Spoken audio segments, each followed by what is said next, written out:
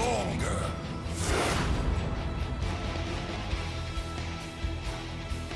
What's up, everybody? It is your favorite theory crafter Skizzors here, bringing you a brand new Nexus by the numbers, presented by stormlegacy.com. Today we're going to be going over the new hero, who is a ranged assassin, and that is Kel'Thuzad. Let's get right into it. Kel'Thuzad is a very interesting ranged assassin, first of all because of his trait, Master of the Cold Dark, which is a quest, and that is gain 1 blight every time a hero is rooted by Frost Nova or hit by chains of Kel'Thuzad. The first reward is after gaining 15 blight. The cooldown of all basic abilities is reduced by 2 seconds, and the second reward is after gaining 30 blight, gain 75% spell power. Now, what most people don't know is Kel'Thuzad actually has lower scaling per level than all the other heroes, so standardly it is 4%. I believe it's 4%. And Kel'Thuzad gets 2.5% per level for stat scaling. So he starts off a little bit weaker than most heroes as you're gaining your levels and your power spikes, but if you can hit that 30 blight, you gain a very large spike in damage, which equals out to about a standard mage assassin. Most squishy assassins you can blow up in a one-hit combo. But typically you'll be just outputting a lot of damage, a lot of control. Kel'Thuzad's first basic ability is Death and Decay. Mana cost is 20, cooldown is 6 seconds. After 0.5 seconds, launch an orb that explodes upon hitting an enemy. Deal X damage to the enemy in the area. The explosion leaves behind a pool of decay that lasts 2 seconds, dealing X damage every 0.5 seconds to the enemy. So it's a straight line skill shot, as you can see. When it hits a target, the skill shot explodes on the area and then drops a circle around it. Pretty straightforward. It's really good for wave clearing and also good to get that extra bit of damage, and surprisingly a pretty strong nuke when trying to pick off somebody, and the projectile is pretty quick. So you should be able to catch most fleeing enemy heroes if they are within range. Up next we have Frost Nova. Mana cost is 45, cooldown is 10 seconds. Create a Nova that explodes after 1 second, dealing X damage to enemies inside and slowing them by 35% for 2.5 seconds. Enemies in the center are rooted for 1 second. So once again, another pretty straightforward spell as far as understanding how it works. The inside circle will root targets if they're inside of that, and the outside circle will just damage and slow them. So as you can see here, if I hit them on the outside, you can see the slowing effect, and if you hit him on the inside, there's the rooting effect. The last basic ability we have here is Kel'Thuzad's bread and butter ability, which is Chains of Kel'Thuzad. Mana cost is 45, cooldown 12 seconds. Launch a chain dealing X damage to the first hero or structure hit. For 4 seconds after hitting an enemy, chains can be reactivated to launch to an additional enemy, pulling both enemies together and stunning them for 0.5 seconds. It should also mention that the second chain can latch onto structures as well, not just the first chain that you shoot. So I'm going to bring up some clips right now of different examples of Chains of Kel'Thuzad, where you're going to hit an enemy, the chains are going to wrap around, and then from there you can cast Chains of Kel'Thuzad again, and then connect to either an enemy or a structure, pulling them together and stunning them. So to show that off in try mode, I'm just going to hit the dummy so you can see the skill shot line. So they're actually the same as your Q. This is your Q, it's a little bit longer. Chains is a little bit shorter. So they're the same width. So with chains, when you throw it onto an enemy, chains pop up, and then from there you can launch once again and hit a different target. So let's get into Kel'Thuzad's talents, and just as a reminder, I'm not saying this is the only way to play the hero. This is the way I find to be most optimal and efficient in playing the hero, but I'm not saying this is the only way to play the hero. If you have other ideas, you're always free to do that. This is just a guide to get you guys in the right mindset with the hero and thinking of different possibilities. So level 1, there's 2 options I tend to go for, and that's Blighted Frost and Barbed Chains. So we're going to go over Blighted Frost first, and that's Frost Nova deals 50% more damage to enemies in the center. After gaining 30 blight, increase Frost Nova's root duration by 0.5 seconds. This tends to be my go-to as a general standard approach, but I'll explain when to choose this over Barbed Chains next. So with Barbed Chains, you increase Chains of Kel'Thuzad's damage by 125% after gaining 30 blight. Chains Kel'Thuzad reduces the armor of pulled heroes by 15 for 4 seconds. So in trying to figure out which level 1 talent to pick, I typically go with the idea of, can my team do mass follow-up damage on the chain targets?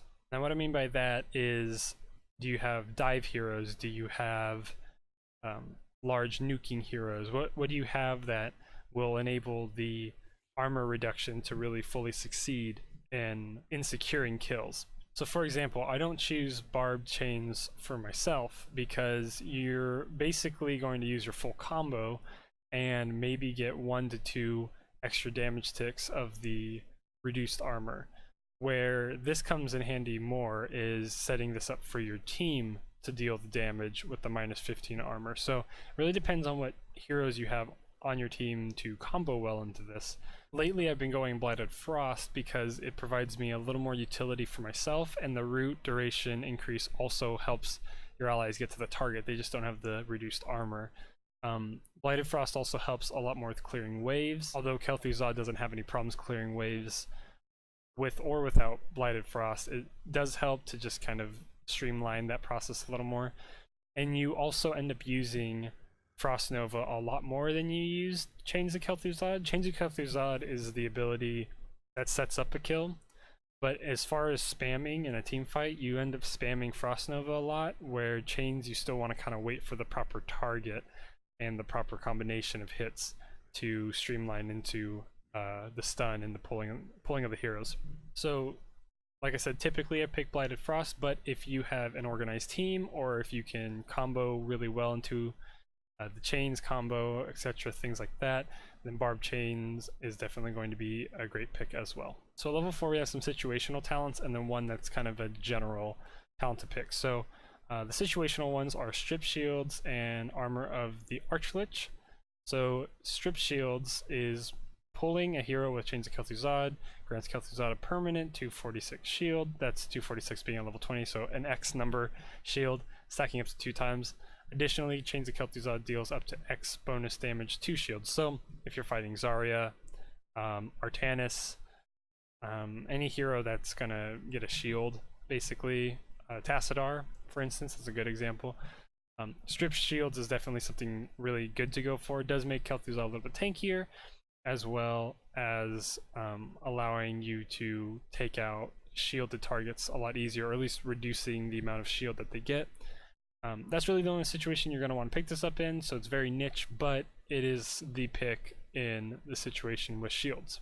Armor of the archlich is activate to gain 50 physical armor for 4 seconds. Upon activation, nearby enemies take X damage and are slowed by 35% for 4 seconds. It's got a decent AoE. I'll just show it off real quick for the size of the AoE. I didn't mean to just click it straight up.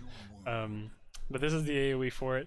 It's pretty big, and you really want to grab this if you're against a large stack of physical damage heroes, so Vala, Butcher, Raynor, heroes that are going to be dealing more physical damage than anything else, and the enemy team has that as their main source of damage output. Armor of the Archlich is really good for that situation. The level 4 talent I typically go for, though, is Phylactery of Kel'Thuzad, and that's a quest talent, and that is collect 10 regen orbs or globes to charge Kel'Thuzad's Phylactery. Kel'Thuzad's Phylactery can be activated while dead to immediately respawn at the Hall of Storms, must be charged again. The passive you get for this is Kel'Thuzad heals for 10% of all spell damage dealt while the Phylactery is charged. So what makes this a really good talent is, one, you have a instant respawn if you need to use it, which is obviously really nice to have. 10 regen orbs or globes is not that difficult to collect, and it's pretty straightforward as far as how the quest and reward system works. The part that's very good, though, is the passive that you gain for it while it's fully charged, which makes you not really want to use it unless you're in a dire situation that it would need to be used in. So the 10% of all spell damage dealt is healed, or heals you, ends up adding up really quickly. This works on minions, this works on heroes, whatever it may be. So with Death and Decay, if you hit a minion wave with Death and Decay and then a Frost Nova, you're going to heal for a pretty good amount. If you want to heal for more, then just clearing the wave, you can just death and decay twice. It gives you a lot of healing, and that also helps in team fights to make you a little bit more sustainable, and also gives you an insta spawn if you need it. So at level 7, I really only ever pick one talent. I think it's the best one to pick out of all of them, and that is Glacial Spike. So the cooldown is 30 seconds, it's an active ability. Activate to create a spike that detonates after 4 seconds, dealing X damage to nearby enemies. The spike can be affected by Chains of Kel'Thuzad. So what Glacial Spike gives you is a free point at which you can combo Chains of Kel'Thuzad without relying on enemy players to be around the area. So how Glacial Spike works is you have an area in which you can cast it. It also has some other uses I'll show in a second, but it has an area in which you can cast it.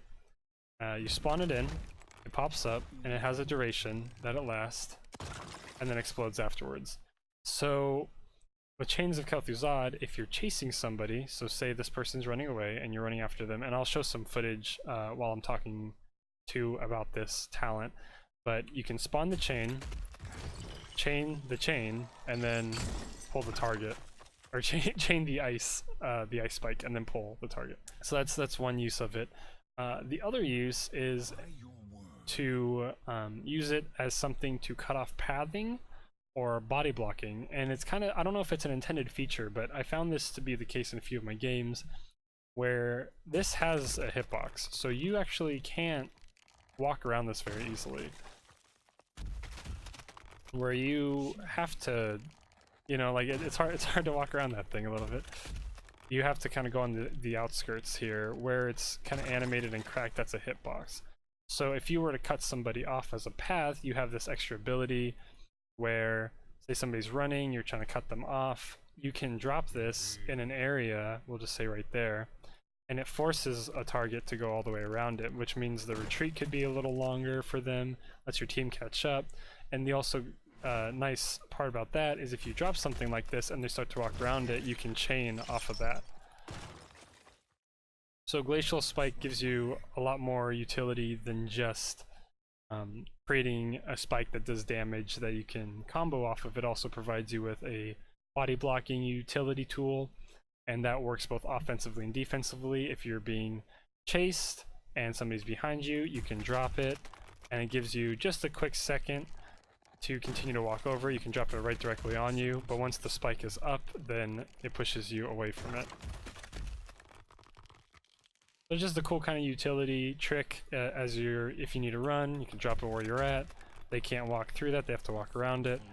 You can use it as a body blocking tool, or you can use it as a combo piece to pull in a target. At level 10 we have 2 ulti choices. Both have their use, but one in particular I end up using just about 100% of the time over the others. So the first heroic is Frost Blast. Mana cost is 70, cooldown is 100 seconds. Launch a meteor of ice at an enemy hero. Upon impact, the meteor deals X damage to its target, and then a bigger X damage to enemies in the area. All enemies hit by Frost Blast are rooted for 1.5 seconds. So this is pretty strong, it's really good AoE damage. It's kind of the easier ulti to pick between the two. There's not as much you have to do with this one, just cast it and let it go, as shown here. It's got a very, very long cast range, and you drop it on an enemy, creates this ice ball, slowly moves, gets faster, blows up, roots everybody in that area.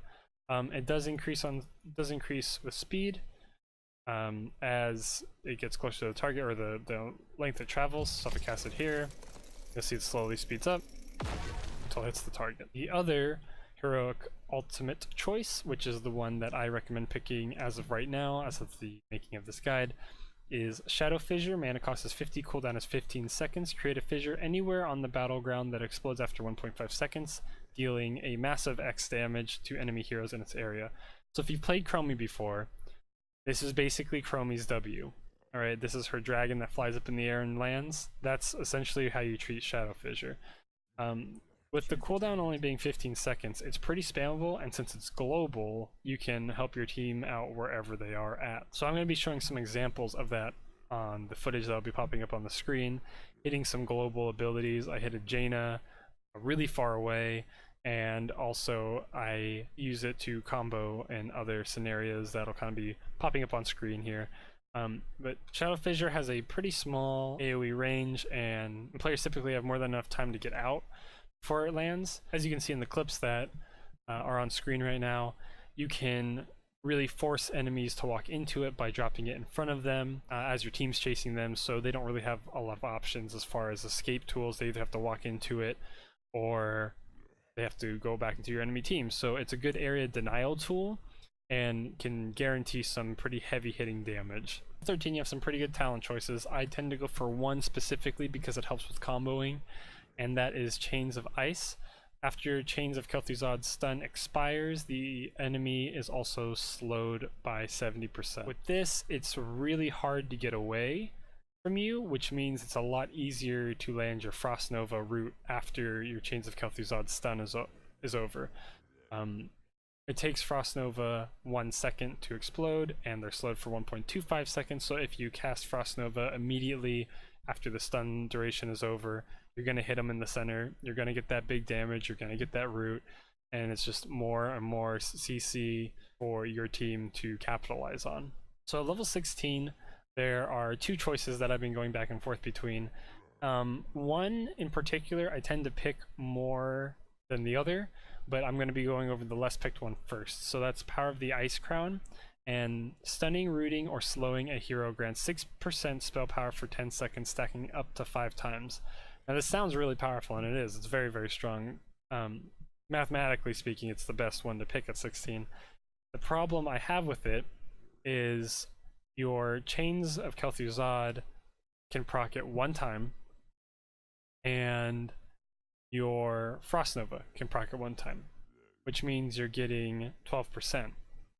Now, you're going to be able to cast Frost Nova again before the 10 seconds is up, with Master of the Cold Dark being finished on its first tier, reward being at 15, reducing cooldowns of the basic abilities, which means Frost Nova is 8 seconds, so you can hit another Frost Nova and regain the full duration for Power of the Ice Crown to continue stacking and allowing you to become more powerful. The issue with this, and this is kind of the stipulation and kind of what you have to think about while you're in the game, whether or not Power of the Ice Crown is your pickup or not, is it takes a long time to get full value out of this.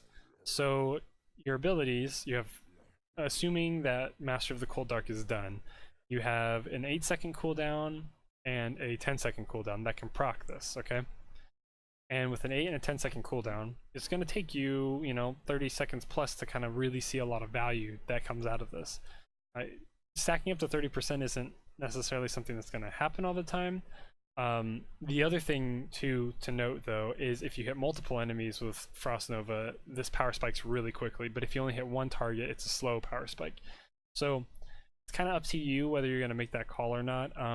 By 16, I pretty much know how the enemy team's playing, so if I'm kind of as a standard, if I'm hitting just one hero with Frost Nova, they're not grouping up all the time, I'm not getting any chances to really get multiple hits with Frost Nova, then Power of the Ice Crown isn't necessarily worth it for me because it's going to take me a while to get up to that power spike. Where if they're grouping a lot, maybe they have a Lost Vikings, they have more, more enemies on the field. But they are like the big one is if they are grouping a lot. So if the enemy team is grouping, then Power of the Ice Crown could be really good, because if you hit, a 3-man Frost Nova and then hit another one with Chains of Kel'Thuzad, that's going to get you to that, the stack limit pretty quickly there. To get value out of this, though, you do need to be landing your abilities, and if you miss, you pretty much lose them. So you just got to make sure you're continuing the upkeep of Power of the Ice Crown every single time you're going into a fight. The other thing that can combo into this really well is if at level 10 you got Frost Blast. So you lose out on the global damage and you lose out on some huge damage at 20, but Frost Blast will add stacks to Power of the Ice Crown, which will give you more and more combo potential. So to me, this is, technically speaking, it's the best level 16 talent that you can go, but it is hard to maintain an upkeep on it where it is actually a reasonable pickup. So just keep that in mind when picking up the talent, and it can do you wonders or could do you nothing. The other level 16 talent that you can pick up is Hungering Cold, and that's enemies rooted by Frost Nova take an additional X damage each time they are damaged by Kel'Thuzad during the next 4 seconds. So that's auto attacks, that's abilities, that's everything. This damage can stack up really quickly, and it also is applied to all enemies hit. So this can be a really powerful tool. It's not nearly as hard as an upkeep of Power of the Ice Crown, so I recommend going either one of those. Like I said, typically if by 16, if I'm seeing that they're grouping a lot, Power of the Ice Crown is definitely going to give you massive value and allow you to continuously output a lot of damage per each of your spells.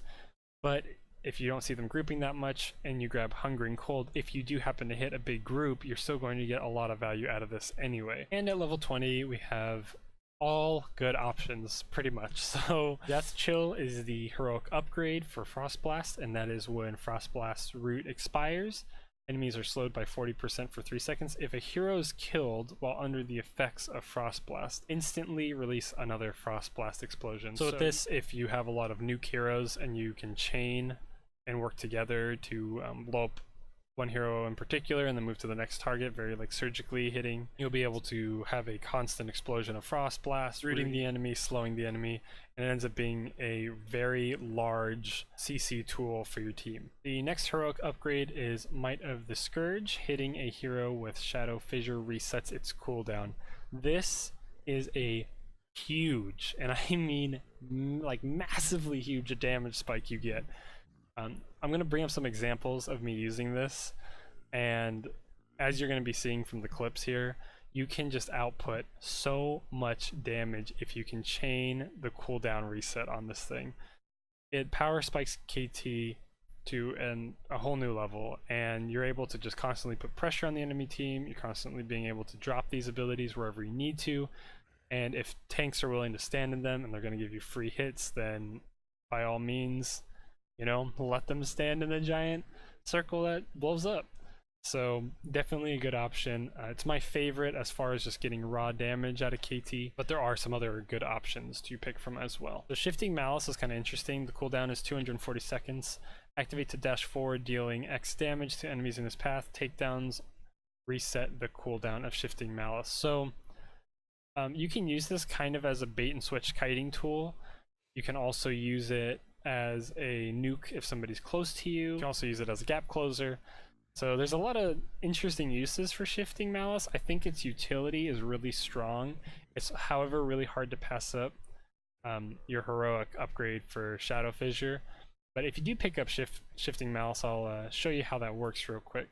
So you have a very small dash that you do. The width is a good size, and like it says, a takedown will reset its cooldown. So you can kind of think of this as Genji's E ability, where you fly really far, and you hit somebody, and if they die within 2 seconds, then the cooldown gets reset and you can continue to use your E to bounce around the map. Shifting Malice kind of works in that regard. It is a good escape tool. It does go pretty quickly. So those are things to kind of, look at. So if you were chasing somebody down and they were out of range where you couldn't use your glacial spike in the chains of Kel'Thuzad, so if maybe you're like down here, right, and you're like, oh, I'm not gonna be able to reach them, you could Malice out, chain like that. Your other option is maybe they're about to die and you're pretty close to them and all your abilities are on cooldown. You can just go through them and hit them, get a reset. You can also do the bait and switch like I was talking about, where maybe this hero's coming up on you, so you're gonna be like, trying to hit them and then jump back, freeze. There's a lot of different options as far as Shifting Malice goes, and it's probably my favorite in the skill tree. Like right here, if I were to bait, Arthas, I can bounce back, hit chains, and continue to kind of do some different bait tools, try to get them to come back towards me. There's some potential. Obviously my toggle cooldowns are on, so I'm able to use this over and over and over again.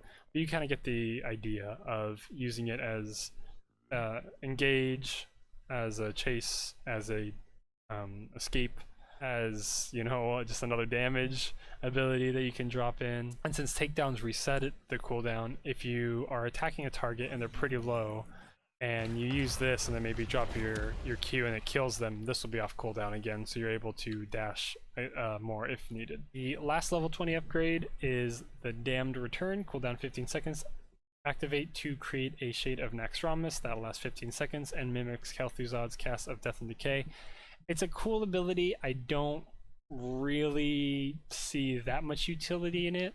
You can probably perform some pretty cool snipes with it, but that's really about it as far as the utility I can see. It's good for wave clear. It's got its uses, don't get me wrong, it's a good pickup, but the other ones just provide more to me, so that in a sense kind of makes the Damned Return not as good. I'm going to show you what it's like real quick, but Might of the Scourge and Shifting Malice are my favorites. MOTS definitely provides you a lot more damage.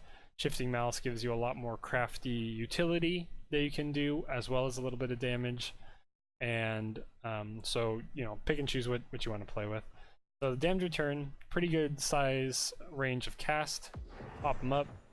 Little skeleton dude sits there, and you can see that he casts your Q with you, and they do stack damage. So the damage does stack pretty well. So he's got his uses, but not exactly my favorite level 20 pick, but definitely a cool ability. With that, guys, that's going to conclude this guide of Kel'Thuzad. I hope it was helpful to you guys. I hope you kind of learned some new things, some different utility that you can do with the hero, and all around help improve your gameplay overall. If the guide was enjoyable for you guys, I would really appreciate a share or a like, comment, whatever you guys want to do. Any comments is always appreciated, and just you know, let me know what you thought of the guide. I hope it was enjoyable, I hope it was insightful, and I hope it improves your Kel'Thuzad play out there in the matchmaking world. So once again, guys, this has been Nexus by the Numbers, presented by stormlegacy.com. Hope you enjoyed the guide, and this has been your favorite theory crafter, Skizzors, and we'll see you next time.